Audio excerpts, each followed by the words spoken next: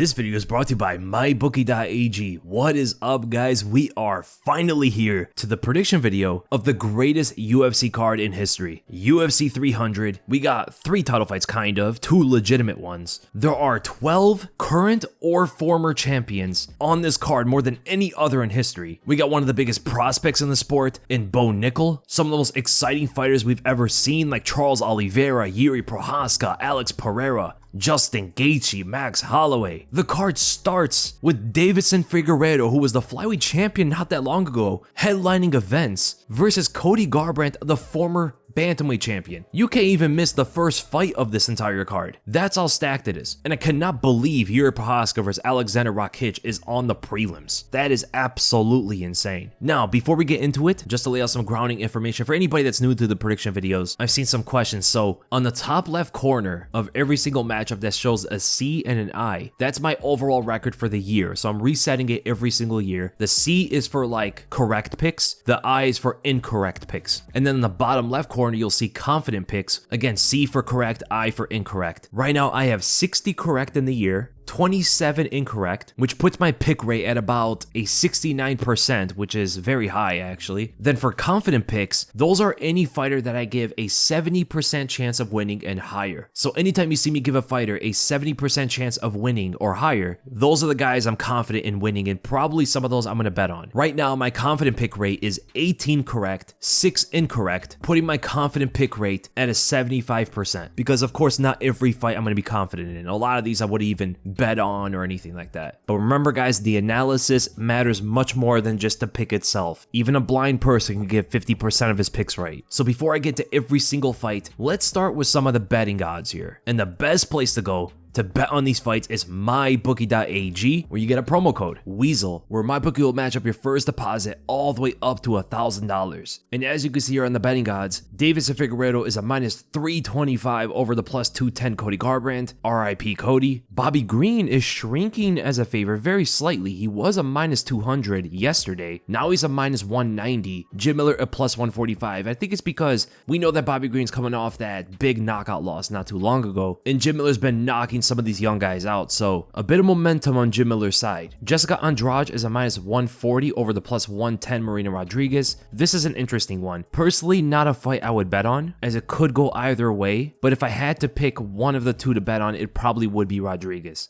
as an underdog. Oh, and also, I would not bet on the Jim Miller and Bobby Green fight. Jalin Turner is a minus 240 over the plus 170 Renato Moicano. A lot of people seem to think that Jalen's gonna run through Renato. There is a risk with the grappling. You know, Jalin could get put in some bad positions, but not bad odds for Jalin Turner. Diego Lopes is a minus 140 over the plus 110 Sodiq Yusuff. This is interesting. I like Sodiq Yusuff as an underdog. I think he's being slept on a little bit after that Barboza loss. Kayla Harrison is a minus 475 over the plus 290 Holm. Interesting. Yesterday, Kayla Harrison was a minus 550. So the lines are really moving on this one. And honestly, with those kind of odds, it's not bad to put something on Holm. And given that they're moving so quickly, the faster you bet on Holly, if you're going with her, the better. Now, I think Kayla could get the victory here, but she's such a massive favorite. I do not agree with them. Aljamain Sterling is a minus 160 over the plus 130 Calvin Kattar. Interesting odds, man. Those are really good odds for anybody riding with Kattar. Aleksandar Rakic is a minus 125 over the minus 105 Jiri Prochazka. He's also shrinking as a favorite as well. Very interesting. A lot of people are starting to put more money on Jiri. And if you're riding with Jiri Prochazka, now is the best time to get on him because he's probably going to be a favorite very soon. Nickal is increasing as a favorite. Yesterday, he was a minus 1800. Now he's a minus 2500. Yo, you guys know what I say about these kind of odds, man. When you're that big of an underdog, it doesn't hurt to put something on them. Very small, you know, whatever it is, $1, $5. It's a fight at the end of the day. Anything can happen. And those odds are very interesting. I don't think any fighter should be that big of an underdog, regardless of who they are. Unless it's like CM Punk. Okay, that's different. This one's surprising. Arman Tsarukyan is a minus 240 over the plus 170 Charles Oliveira. This is my dog of the card. Not because he is the underdog, but it's because how big of an underdog he is. Plus 170 is kind of crazy, especially for the former champion who's beaten some of the greatest lightweights of all time. He's still in his prime, and Arman still has some things to prove. You know, a win over Beneil Dariush, very good win, by the way. It's not enough to convince me that he should be that big of a favorite against Charles Oliveira. You know, it's the same guy who got rocked by Joaquim Silva 2 fights ago. Justin Gaethje minus 180 over the plus 140 Max Holloway. I can see this. I agree with these odds. Zhang Weili is increasing as a favorite. She's a minus 475 now to the plus 290 Xiaonan. I agree with those as well. And Alex Pereira is a minus 140 over the plus 110 Jamahal Hill.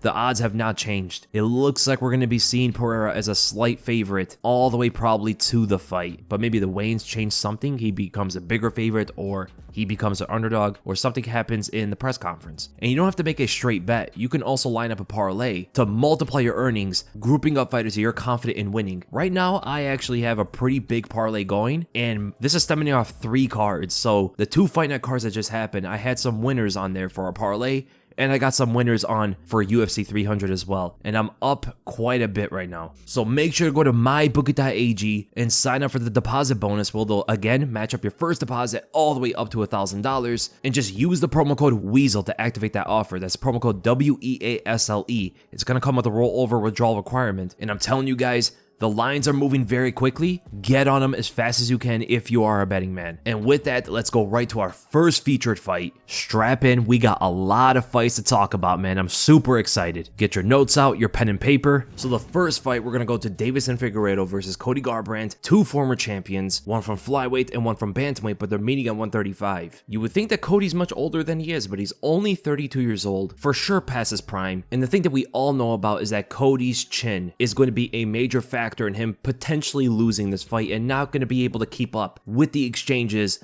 of Deiveson Figueiredo, right? It's like no chin versus the God of War. One shot from Deiveson could end this fight at any moment, but I do think Cody's going to have more success than a lot of people imagine. His patient approach, I think, is going to catch Deiveson a little bit off guard in moments where Deiveson might be expecting a very aggressive Cody Garbrandt out there. Now, if Cody gets super reckless, I see him getting clipped and dropped as early or as late as he commits. He couldn't really handle Kai France's power. He's definitely not going to handle Deiveson Figueiredo's power, but there is a little bit of a difference here. Cody cut weight to 125 when he got knocked out by Kai. Here, he's not going to have to cut as much weight, but Deiveson is going to be bigger. So it does create a little bit of a different dynamic here that could either hurt or help Cody's chances of taking shots here. But he doesn't want to even eat a jab from Deiveson, and that jab is very stiff and long. He has a little bit of a reach advantage with the arm span, but he is 3 inches shorter. And Deiveson has a very sneaky, evasive jab when he takes off his left angle. And we know that Cody likes to commit with his hooks, especially in the pocket. That's actually where he might have a lot of success, if he can keep Deiveson in there and not allow him to escape with these longer jabs and left hooks. But that's the thing about Deiveson. You don't really know exactly how he's going to exit away from you.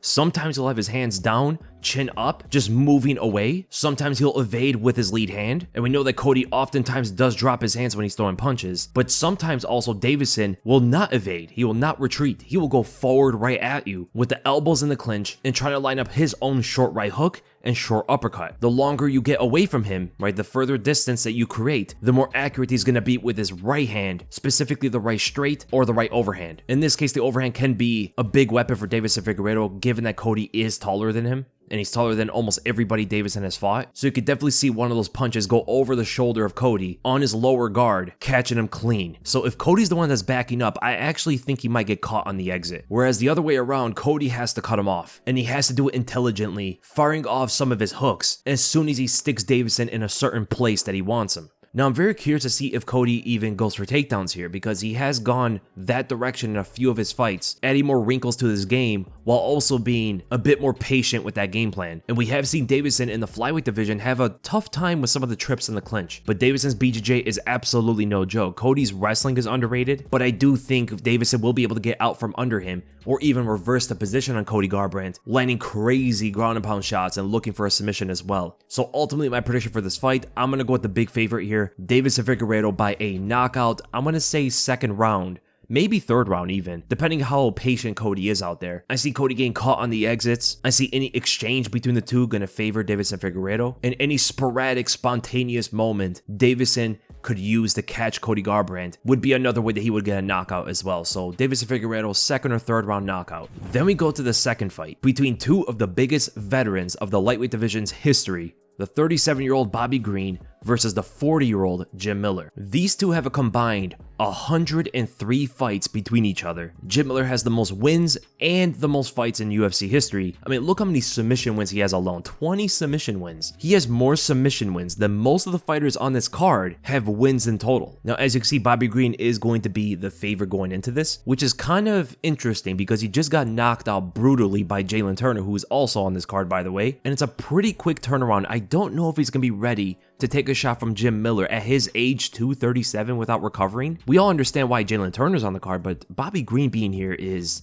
not great. That's the main reason I wouldn't even have him as that big of a favorite. 2-1. Jim Miller's been on a bit of a roll, beating all the younger guys coming his way, and even getting knockout victories. He's becoming a lot more confident in his power, and that power might be the thing that hurts Bobby Green here. Now, Green should have the better boxing skills. He is more evasive with his head movement. He doesn't really pick up his hands too much unless he's looking to get into the Philly shell, and depending on the stance that Bobby Green takes against Jim Miller, right, Miller is going to be southpaw and flinging out that left overhand at him. It's going to be quite important because if he's an orthodox, I can see Jim Miller landing that left hand on him and putting him down. And we do know on the ground that Jim Miller is easily the better fighter, or at least his Brazilian Jiu-Jitsu is superior to Bobby Green's. Bobby Green has underrated wrestling. He doesn't use it too much as he doesn't want to. But if Green gets dropped at some point in this fight, Miller is going to chase him to the ground and try to get his back to choke him out. Now here comes the other way. Jim Miller is old as well, and he might not have the chin to take a big shot from Bobby Green, who hits quite hard, but he's very slippery and unpredictable with the shot selection that he has. So the punches he throws out there are going to be rather hard to see for Jim Miller, whether Miller is being aggressive and just trying to brawl with him, or he's taking his time from a longer range in order to pick out his openings. Bobby Green could find different kind of punches depending on what Jim Miller is trying to do. And that's what I think Bobby Green is going to be looking to do in this fight. He's going to be waiting on Jim Miller mostly to know exactly how he needs to fight him. Man, this is a tough one because if Bobby Green did not get knocked out a few months ago, I would definitely pick him to beat Jim Miller. But because of that, because Jalin Turner absolutely annihilated him, I just don't know if he's going to be able to take a shot. This is a fight I would definitely not bet on just because of that unknown.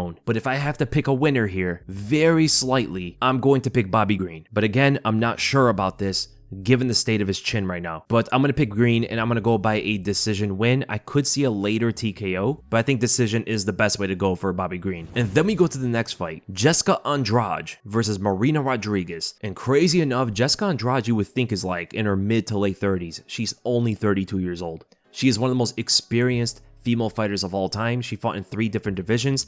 She has a win over the current bantamweight champion. She beat Raquel Pennington. She beat another champion in Rose Namajunas. I mean, the list of notable wins on her record is amongst the best in women's MMA. And as you can see, Mackenzie Dern is going to be listed a lot throughout UFC 300. She has a lot of moms on this card, and they're all fighting for her custody. And surprising enough, Marina Rodriguez is 36 years old. She's much older than I thought she was, but she has a real good shot of winning this fight. There are pick'em in terms of the betting odds here, but Jessica Andrade is way past her prime. She doesn't have the chin anymore to rely on. That was always like her main defense. She would barrage you, right? Be super aggressive, trust her chin to take some shots, get her weight on the inside, land some big hooks, single leg, high crotch, slam, control on top. That was the way Jessica Andrade usually fought her fights. But because that chin factor is gone now, it stops her at phase 1 for a lot of opponents, If they're able to catch her on her way in when she's super aggressive, she could get hurt, or at least the punches push her away, right? She can't take the same kind of damage. And Marina Rodriguez is somewhat similar to Joanna. She's tall, she has that Muay Thai style, she has a really good jab, very fast with her strikes, puts together combinations as well, good high kicks. She could present a similar kind of game plan that Joanna did against Jessica. Keeping things simple, fire out the jab from the outside and the head kicks, especially the front kicks to the face, because Jessica's only 5'1", and she's not great with her defense, so she's there to be hit. And Jessica does the same thing in all of her fights. She pulls away from your shot and tries to enter behind with the left hook from the orthodox stance, and from there tries to exchange with you. But I think if Marina can fire down the 1-2, catching Jessica on her initial pull away from the jab, she's gonna be in line of sight for the straight. This is something that Rose Namajunas especially used against Jessica in their first fight. And when enough of those start to soften up Andrade, she's gonna be wandering a little bit from far range, and from there, Rodriguez is gonna be able to line up some front kicks to the face,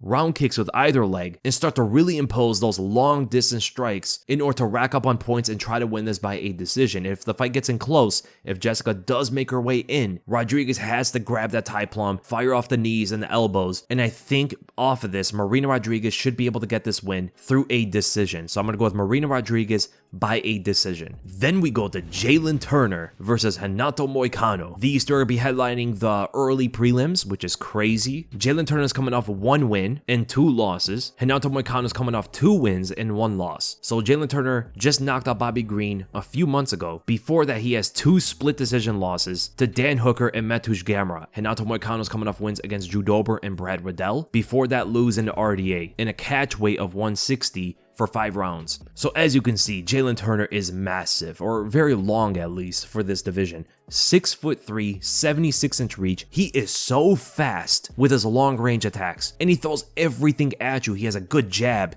a stinging right straight, could throw it from the opposite stance as well with the left straight. Really good long hooks, short uppercuts if you're getting close, the knees, the elbows, the high kicks, the push kicks to the body, the leg kicks. He's got it all. Renato Moicano is going to have some issues with the striking of Jalin Turner because he's also outranged. Moicano has a really good leg kick, he has a good jab. He showed off a bit of his striking against Calvin Kattar when he was at 145, but he's been really focusing on his grappling lately, trying to take his opponent to the ground and use his Brazilian Jiu-Jitsu skills, where I think he's also going to be superior there against Jalin Turner. And we look at the performance against Mateusz Gamrot, Turner did not look great stuffing the takedowns. I mean, he got taken down like 4 times against Gamrot, who is a really good grappler, by the way, but so is Renato Moicano. And we saw what Renato did to Drew Dober. Not an exciting performance. He kind of laid on top of him for most of that, but he will be able to do something similar to Jalin. But Jalin is going to try to scramble his way back up to his feet. He's very long, which creates a different dynamic than what Drew Dober is, right? Drew Dober is very stocky and shorter, and Renato's game plan there might backfire according to the scoring. Right? Jalen's going to be trying to cause as much damage as he can. And with how offensive he is, I think he's going to catch Renato many times throughout this fight. He will get taken down, but I think he would find his way back up to the feet and eventually win this by a decision. It's just going to be very interesting to see if he gives up his back and Renato's able to choke him out. That would be Renato's way of winning this fight. So I'm going to go with Jalin Turner here by a decision, winning because of damage. Renato's going to bring a really good effort forward, but I don't think it's going to be enough. Then we go to the prelims. The first fight is Sodiq Yusuff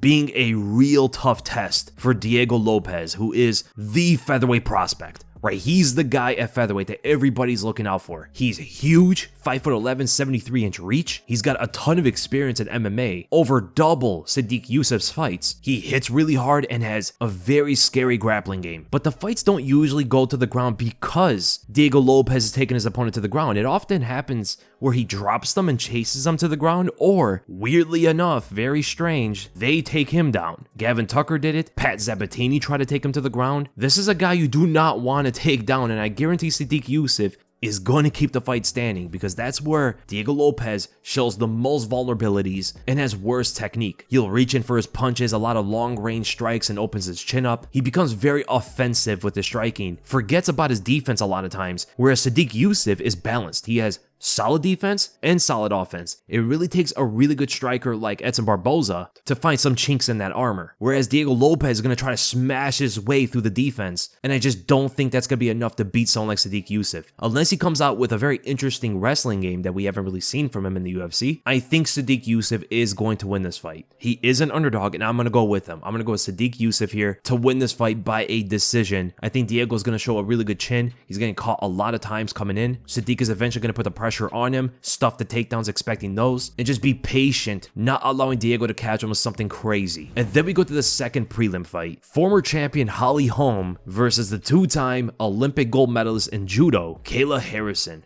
Trying to get revenge for Ronda Rousey or something. I mean, it's going to be interesting how this one unfolds. Now, Holm, of course, 42 years old, super old, but hasn't lost too much of a step. But Kayla Harrison is 9 years younger. She's going to be physically stronger, massive fighter. I don't know how she's gonna make 135. Forget about the fight. Is it even going to happen? She used to fight at 155. Now, she claims that she walks around 165 pounds. I can believe it if she looks like that all year round. If she's looking like that, 165 pounds, I don't know how she makes 135. Even Holm is a massive 135er, and she walks around 155 pounds lean. And interesting enough, she's over a 5-1 favorite. I don't know if that's correct. She has very bad footwork. footwork. She's quite slow. She's of course going to punch hard if she catches Holly Holm, but Holm is going to be way faster on her feet. It's kind of like a reminiscent of the Ronda fight, except if Ronda was Brock Lesnar's daughter or something, you know what I'm saying? Like, Ronda had abysmal footwork. She was slow and didn't know how to catch her elusive opponent. Now, she made a lot of excuses as to why. She said she came in with a concussion,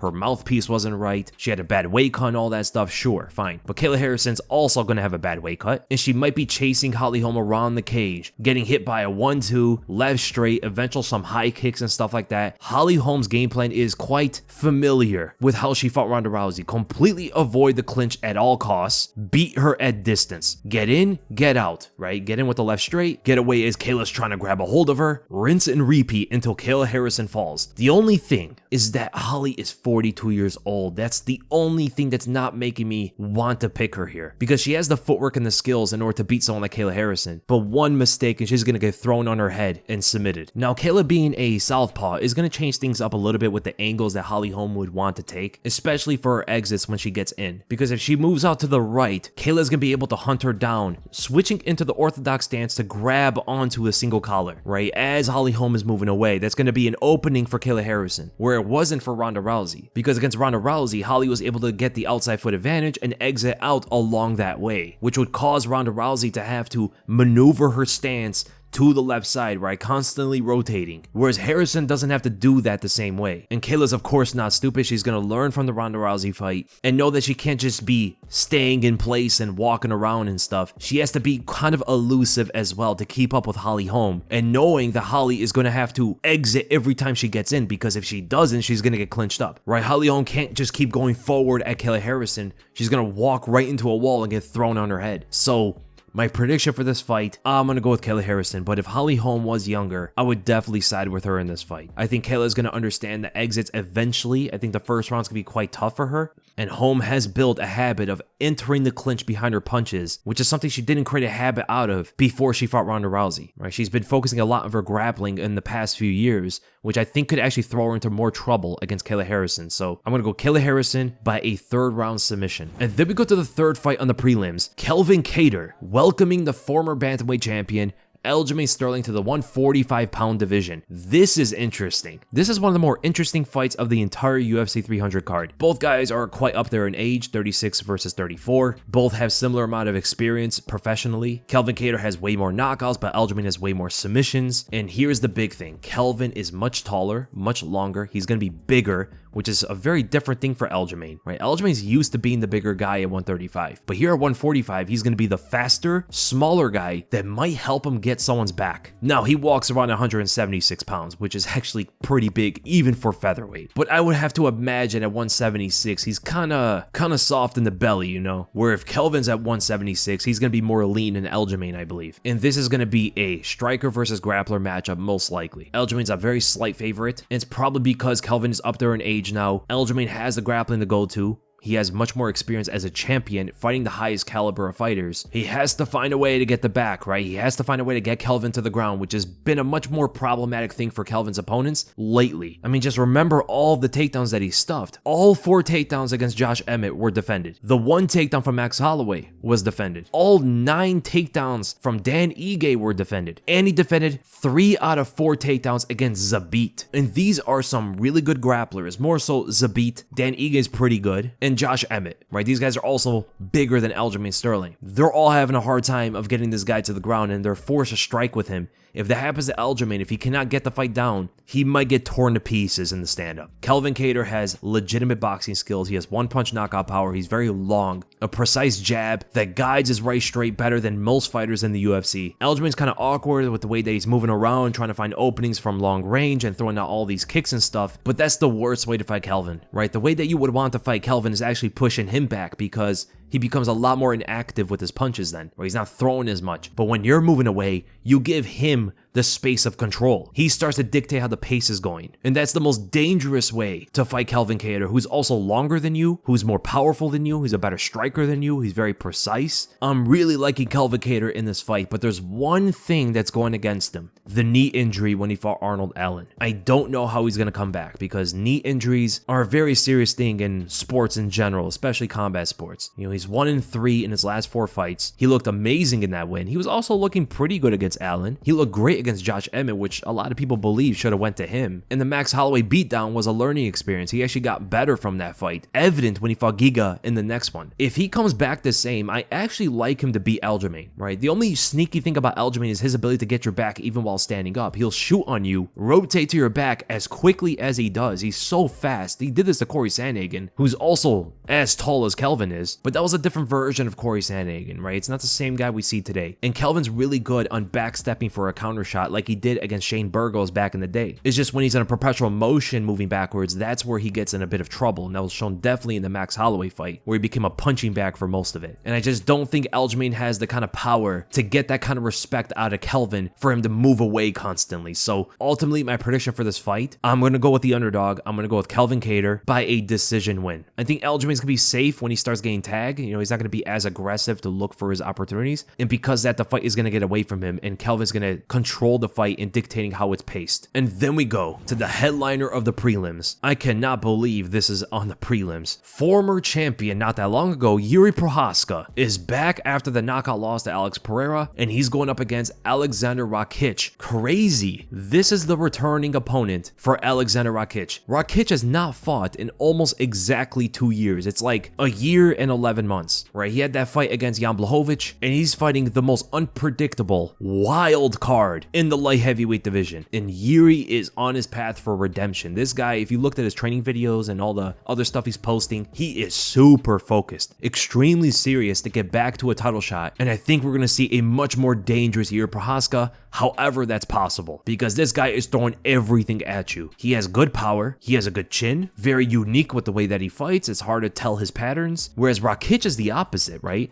This is almost like a chaos versus order kind of matchup. Aleksandar Rakic likes to slow down fights sometimes to clinch up with you, take you to the ground. He wants control of the pace, whereas Jiri doesn't care, right? Jiri will fight at any kind of pace no matter how it's going down. He will generally be very aggressive and stuff, but he thrives in any kind of fight. Even did much better in the striking against Alex Pereira, much better than anybody anticipated. He did really good on the ground against Glover Teixeira, and nobody thought that would be possible either. Jiri's like the worst guy to underestimate because he is capable no matter where the fight goes. And if Aleksandar Rakic is going to look to clinch him up and slow him down, I think Jiri's going to show us some stuff there too. But Rakic is fast for his size. They say he walks around at 244 pounds, which would make him the biggest light heavyweight on the roster, whereas Jiri walks around at 218, so that's crazy. Right? That's a 26-pound difference between the two fighters. That's like 2 different divisions, normally speaking. That's one division from 205 to 185. I just wonder how out of shape Aleksandar Rakic gets to be that heavy. But he's fast regardless, and he has some of those powerful kicks. I mean, he was terrorizing Anthony Smith's legs, battering him over and over again. It was horrible to watch, unless you hate Anthony Smith. And he might do something similar to Jiri, but the thing is, Jiri is going to be aggressive and trying to get past the kicks. That's something he actually was doing against Alex Pereira. In some moments, Pereira was getting him with the calf kicks and really causing damage. He's probably going to learn from that experience going into a fight with another good kicker. And that's what I see from Jiri's chances in this fight. I think the more aggressive he is, the more he focuses on keeping himself in the pocket with Rakic, the more success he's going to have. Rakic really thrives from a distance where he's using that quick jab, throwing out the low kicks, and the way he answers aggression is by clinching up with you, holding you until he could find some kind of opportunity to reset the fight. And then he's rinse and repeat with the jab and low kicks again. But the thing is, you don't want to give Rakic too much respect by constantly moving away from him because those low kicks start to come up high with tremendous power. I mean, look what he did to Jimmy Manuwa. That was one of the most terrifying knockouts I've ever seen. So Jiri wants to be pressuring, he wants to be aggressive, he wants to keep the fight in a boxing-oriented sense, and don't allow Aleksandar Rakic to shake off any kind of ring rust. That's another important thing here. Rakic hasn't fought in a long time. Don't get him used to the fight. Therefore, the unpredictable, warlike mentality of Jiri Prochazka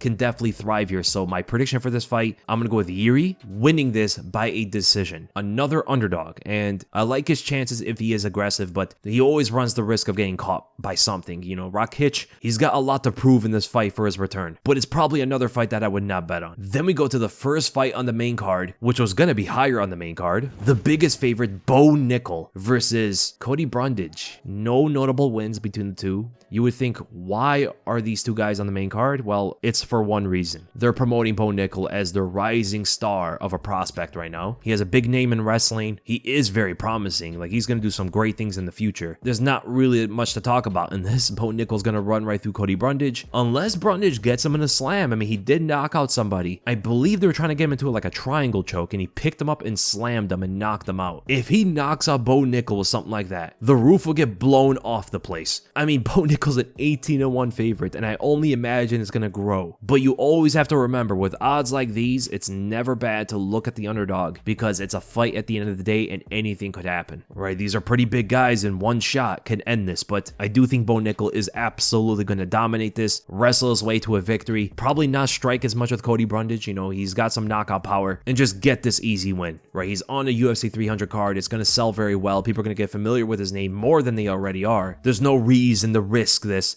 by striking with Cody Brundage. So I'm going to go with Bo Nickal by a first round submission. Then we get to my most anticipated fight on the entire card. The former lightweight champion, Charlie Olives, going up against one of the most promising lightweight prospects, now top contender, Arman Tsarukyan. Right, they're 7 years apart in age. Charles Oliveira has a lot more fights. He's got 10 knockouts, 21 submissions. That's crazy. And Arman Tsarukyan is a pretty hefty favorite going into this for some reason.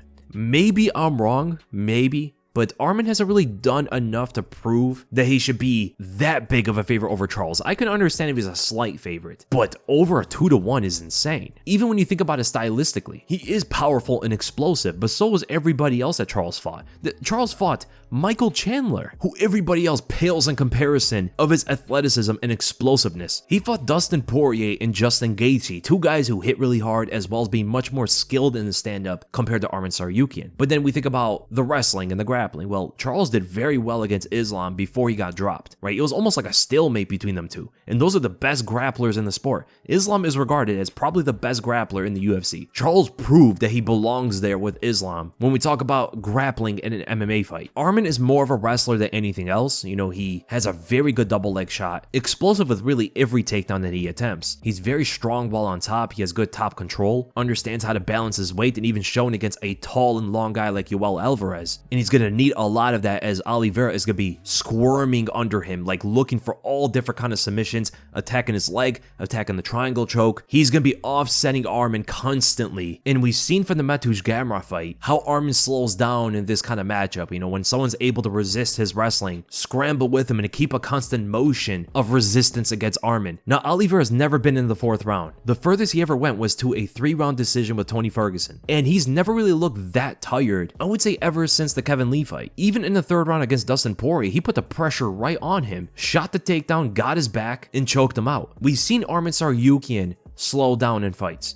And I just don't know if the wrestling route for Arman is the way to go, right? He has the explosion and all that stuff, just like everybody else, to try to catch Charles, so it's not going to be anything too different. The technique is quite different, but not the sheer explosion that this guy has. He will throw out that right overhand. He has sneaky high kicks, especially off the lead leg, which is different for Charles, right? Charles doesn't usually go up against fighters like that. But the thing is, Arman's defense is very rudimentary, right? He has like a couple techniques that he goes to that are very basic and plain, and not even done that well with those basics. He will backstep away from you, he will duck under for a takedown, and sometimes has the right slip on your punches. He generally doesn't like to slip to his left, he slips a lot more to his right, and these are very easy ways for Charles Oliveira to pinpoint his shots, who is one of the most precise punchers in the lightweight division. And he's going to put the pressure on Arman Tsarukyan, right? He's going to force him on the back foot and expose these holes of his defense that he has. If he starts slipping to his right, Charles Oliveira is going to catch him with a left hook or even a left knee. If he's moving directly backwards, Oliveira is going to be looking for the 1-2, but has to be mindful of Arman countering him with a check left hook, similar to what Islam Makhachev did with his check right hook, right? Oliveira doesn't want to extend too much and expose himself as well. Keeping things composed, being cerebral from a distance, throw out the front kicks to the face, jabs to the face to back him up, feeling out the range, and counter with the right hand whenever Arman Tsarukyan is looking to counter him with his right overhand or left hook. The clinch could be also a little bit dicey for Arman, but I do think he's going to attempt a lot of takedowns from there. And on the ground, it could be anyone's game. I do slightly favor Charles Oliveira, but Arman's going to be very capable while on top, strong and heavy. And the way that Arman could win in the stand-up is the same way everybody else can beat Charles Oliveira. He doesn't move his head that much. He walks in straight lines a lot of times. Catch him while he's being aggressive. So both guys can win this fight, but ultimately my prediction for this, I'm going to go with Charles Oliveira, the big underdog, and I'm going to go by a second round knockout. I think he's going to line up Arman for some heavy shots. I can see a flying knee catching Arman. The jab is going to be his best friend, and the right hand as a counter or potentially even a left hook are good finishing blows for Charles Oliveira here. And then we get to the first kind of title fight. The BMF title fought between the former interim lightweight champion Justin Gaethje versus the former featherweight champion Max Holloway. But Max has transformed. If you guys have seen how massive this guy has gotten, man, he's jacked. This is Maximus Holloway now. And I wonder how much more power he's going to have in his shots here, because a lot of people seem to think that Justin Gaethje is going to run right through Max Holloway, hurt him constantly throughout the fight, present way too much power. He's only getting better as a technical striker as well. Max just doesn't have the power to return with the same kind of damage. It will be a war, but Gaethje is going to win this war. And the losers of these kind of fights always come out very banged up. Hopefully we don't get that Tony Ferguson situation going with Max here, but I don't think so. The closer the fight gets, the more I think it's going to be competitive. I think Max is going to surprise a lot of people and even hurt Gaethje at some point of this fight. I think the combinations whenever Gaethje is looking to cover up are the big moments for Max Holloway, right? Land big shots to the body, rise up to the top with the left hook, another right straight to the body, knee up the center. Watch out for Gaethje always trying to swing that overhand right or that big left hook whenever he is covering up and taking damage. He does that very often. And to be honest, Max could make Justin look kind of silly in some of those kind of moments, right? Where Gaethje is covering up like that and trying to fire off some big shot and lose composure a bit, because Max brings a fight to you that can easily make you lose your composure with his fighting style that's based on his momentum and constant output on his opponent that just keeps building and building. It's very easy to lose yourself when you're fighting Max, and I think that's going to be a big mental battle for Justin Gaethje in this fight, but that will only occur if Max is able to do that to him. What if Gaethje never allows Max to get going? That is the way to beat Max Holloway. You got to punch with him. You got to stop him in his tracks before the snowball becomes an avalanche. Keeping him at that snowball phase is where Gaethje is going to want Max Holloway the entire time, which is also going to force him to be very active, throwing a lot of output himself.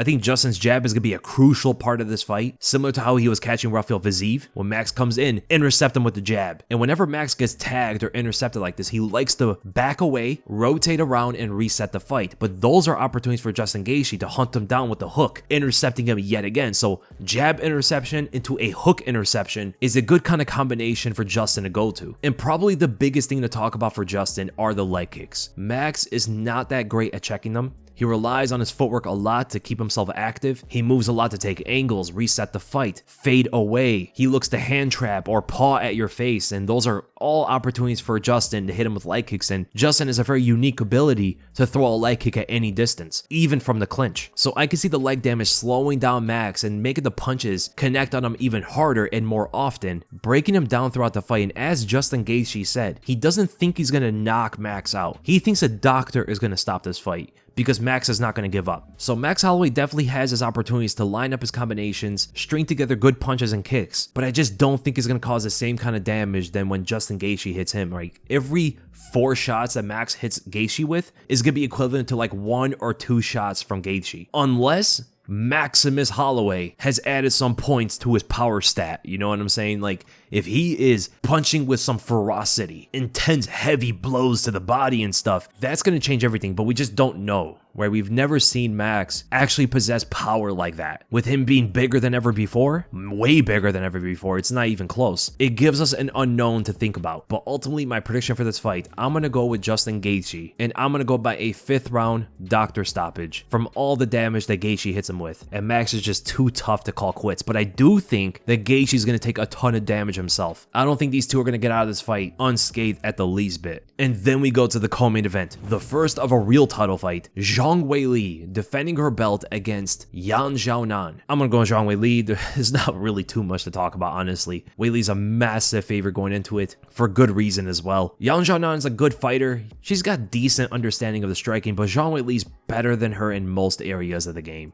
especially the grappling. Weili's been working a lot with her wrestling, and the way that she submitted Carla Esparza was very impressive. I mean, no one's ever submitted Carla ever, and she did in the second round. I just think it's a mismatch. I think Zhang Weili is going to run right through Xiaonan, and I'm going to go with a 4th round submission. I think Xiaonan is going to put up a fight. I think she's going to show her toughness throughout this, take a lot of damage, but just keep firing back. She doesn't really have that much power. I mean, she was able to knock out Andrade, but Andrade's chin is gone, right? That also leads me to believe why Marina Rodriguez is going to have a lot of success against Andrade. Xiaonan, we've seen her fight many times, and always, she never possesses that much power. Weili's in her prime. She's more powerful. She's faster. She's better on the ground. She's better in the striking. Weili doesn't have the best judgment of distance. That's one area where Xiaonan might be able to capitalize, but I'm going to go with Zhang Weili with a dominant performance. And then we finally go to the main event. The light heavyweight title is on the line between Alex Pereira and Jamahal Hill, making his return from a bad injury, tearing his left Achilles tendon, which can definitely impact this fight. If you've done research about like the NFL or any other sport where an athlete tears their Achilles tendon, it's almost always determined a terminal injury. Very hard to come back the same, and it could take the sting or the power and explosion off of Jamahal Hill's punches. Now, he is a fighter that likes to switch stances, but he takes the southpaw stance many times throughout his fights, and that left hand is probably not going to be hitting the same way, especially the longer the fight goes. And we do know that Pereira is going to be chopping down at those legs,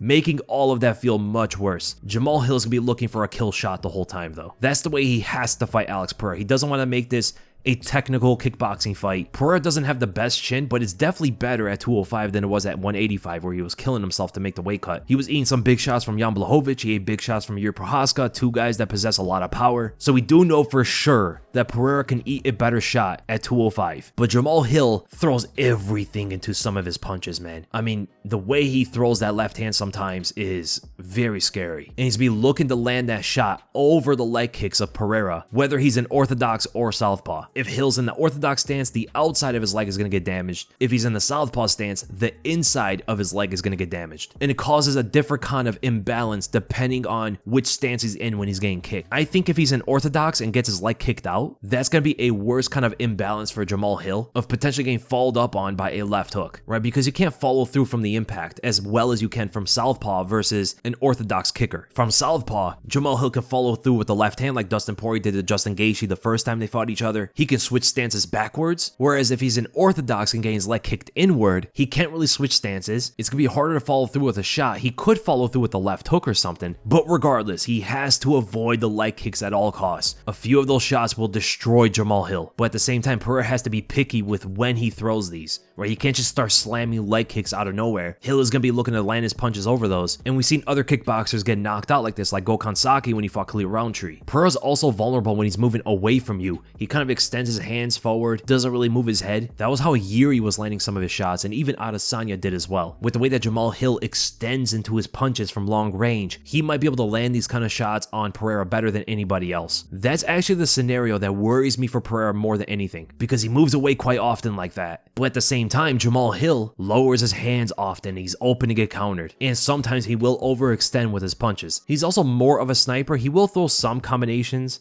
like he did against Glover Teixeira, but more often he's looking to snipe you with one big shot, either a high kick, a right straight, a left hook, moving backwards, moving forward, side to side. I mean, he's got all these different kind of knockouts on his opponents, but I just think he's so open to get hit in more areas than Alex Pereira is. Man, it's a scary fight to think about because both these guys can get knocked out at any moment. Now, people do say Jamahal Hill doesn't have as much power as we think because he couldn't knock out Glover Teixeira. Sure, he doesn't hit as hard as Pereira does, but Glover was seeing a lot of those shots coming at him, which is a reason as to why he was able to take some of those. And Jamahal Hill will load up on some of his shots, which will make him quite telegraphed. So ultimately, my prediction for this fight, I'm going to go with Alex Pereira. And I'm going with a second round knockout where Pereira's landing a lot of leg kicks causing insane damage. Jamahal Hill reaches with one of his long punches. It gets countered by a big shot from Alex Pereira, putting him down. So Alex Pereira, second round knockout. So I hope you guys enjoyed the predictions. And if you did, make sure to give this a like, make sure to subscribe, hit the bell for notifications, and I'll see you guys in the next video.